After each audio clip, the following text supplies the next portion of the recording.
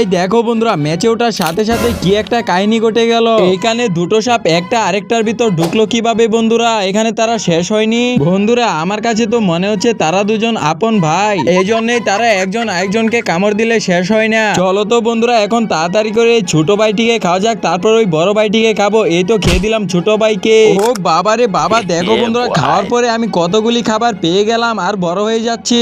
বন্ধুরা, খাবার তো অনেকগুলি খেয়ে নিলাম, এবার চলো বড় ভাইকে পেঁচ দিয়ে খাওয়া যায়। এই তো বড় ভাইকে সামনেই পেয়ে গেলাম, কিন্তু বন্ধুরা আমার চিন্তা হচ্ছে আমি কি এই বড় ভাইকে এত সহজেই পেঁচ দিতে পারবো?